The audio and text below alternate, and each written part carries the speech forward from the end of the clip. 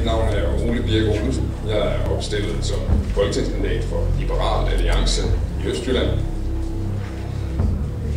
Jeg bor ikke selv i Østjylland længere, men i dag bor jeg i København, og det er fordi, jeg gerne ville være journalist på Christiansborg. Det var jeg i 8 år, hvor jeg skrev om, hvad nogle af de herrer her, de andre lavede på Christiansborg. Og derfor kan jeg med stor ekspertise sige, at det, de siger her i dag om, hvad de står for, det er kun den halve historie. Det, de først og fremmest står for, det er, at de gerne vil have nogle fine poster til sig selv. De vil gerne have nogle ministerposter, der giver en høj løn. De vil gerne have fortsat i Folketinget til en højere løn, end de ellers skal tjene ud i samfundet. Og det er egentlig de fleste politikers primære årsag til at være i politik. I protest mod, at det har været sådan for Venstre og Konservative de sidste 9 år, hvor de har dannet regering, er Liberal Alliance opstået som et parti, der faktisk holder fast i holdninger.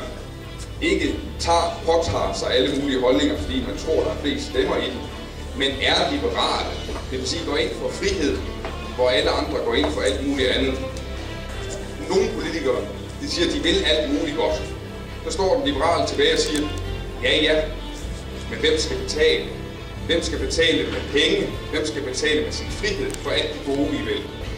Michael Aastrup har fortalt om, hvordan Venstre går ind for, at pengene ligger bedst i borgernes lommer, at skatten skal ned.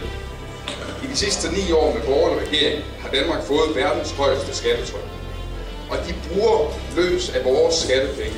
Ikke alene de penge, vi betaler i dag, men også de penge, som I kommer til at betale i fremtiden. I år er der næsten 100 milliarder kroner i underskud på de offentlige finanser. Det er penge, som er udskudt til skat, som I skal betale, fordi den generation af politikere ikke vil sætte tæring efter næring. Vi vil i Liberal Alliance sørge for at barbere de offentlige udgifter ned til et niveau, der kan betales af de skatter, som bliver betalt, og vi vil barbere dem yderligere ned, så vi kan sætte skatterne ned.